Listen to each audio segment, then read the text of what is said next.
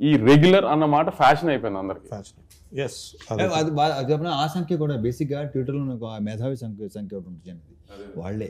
అదే సార్, అదే అంటున్నాను సార్. ఆ మేధావి సంక్రాంతికి వస్తున్న సినిమా ట్విట్టర్ లో ఎవడు బాగుందని చెప్పడం చూడలేదు, బట్ థియేటర్ లో పరిగెట్టుకుంటూ వచ్చిన ఫ్యామిలీ ఆడియన్స్ చూసారు. రిపీట్స్ పడినాయి అంటే ఎంతో కొంత డెఫినెట్ గా ఈ ఎఫెక్ట్ ఉంటుంది వంశీ. నాకు తెలిసి ఈ పాండమిక్ లో జరిగిన కొన్ని ఓటీటీ దానికి ఎక్కువ ఇదేంటి అంటే వాళ్ళు ఎప్పుడు చూడలేదు కదా, ఇప్పుడు చచ్చినట్టు చూసారు అందరూ. సో ఆ కొంతమంది ఉంటారు, ఎక్కువ ఉంటారు వాళ్ళు. ఇప్పుడు థియేటర్ రారు సినిమాలు చూడటానికి, థియేటర్ రారు. ఇప్పుడు మాస్ మూమెంట్స్ కమర్షియల్ సినిమాని ఎటకారం చేస్తున్నారు కదా రెగ్యులర్ సినిమాని. ఇప్పుడు ఓజీ సినిమా మొన్న రిలీజ్ అయింది, ఊగిపోతున్నారు అంతా. ఇంటర్వెల్ బ్లాక్ లో ఏం చేశారు, కళ్యాణ్ గారు తల నరికారు. అంటే అది కమర్షియల్ మాస్ మూమెంటే కదా, రెగ్యులర్ మూమెంటే కదా. గత 20 ఏళ్ళ సినిమాల్లో చాలా సార్లు, ఇప్పుడు అతనొక్కడేలో కళ్యాణ్ రామ్ గారి దగ్గర నుంచి మొన్న డాకు మహారాజులో బాలకృష్ణ గారి దాకా తల నరికారు కదా. కానీ ఎందుకు హై వచ్చింది? కమర్షియల్ మూవ్మెంట్ కాబట్టి హై వచ్చింది. దాంట్లో అది రెగ్యులరే కానీ కమర్షియల్ మూవ్మెంట్ కదా. అంతే, కమర్షియల్ సినిమా ఎప్పుడైనా మూవ్మెంట్ వర్కౌట్ అయితే సినిమా వర్కౌట్ అవుతుంది, అంతే తప్పితే రెగ్యులర్ ఇది అది అని ఆ ఫ్యాషన్ ఏంటంటే సంక్రాంతికి వస్తే రెగ్యులర్ కాదు, ఇంకా మిగతా 11 నెలల్లో వస్తే రెగ్యులర్. అదేం లాజిక్ ఇది కరెక్ట్ పాయింట్. నాకు తెలిసి ఆ టైంలో మైండ్ సెట్ అలా ఉంటుందేమో, మైండ్ సెట్ అలా ఉంటుందేమో.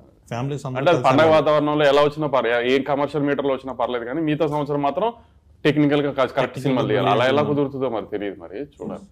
వేరే సినిమాలను చూసి వాళ్ళలాగా ఎందుకు చేయట్లేదు అని అంటారు, కానీ మనం రెగ్యులర్గా వాళ్ళు సినిమా రెగ్యులర్ చేశారు అనుకుంటున్నా దాన్ని ఎగ్జైట్ అవుతారు. మళ్ళీ ఇప్పుడు తమిళలో నుంచి వచ్చిన మలయాళం నుంచి. నేను కూడా చెప్పిన లోక నేనే తెలుగులో రిలీజ్ చేశా.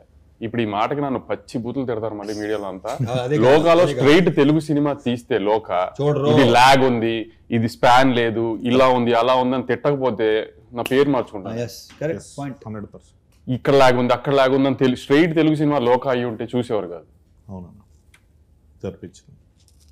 మనకేంటంటే మనము తెలుగు ఆడియన్స్ తెలుగు ఎలా అయిపోయామంటే ఒక ఆ చిన్న ఎడ్జ్లో ఉన్నాము.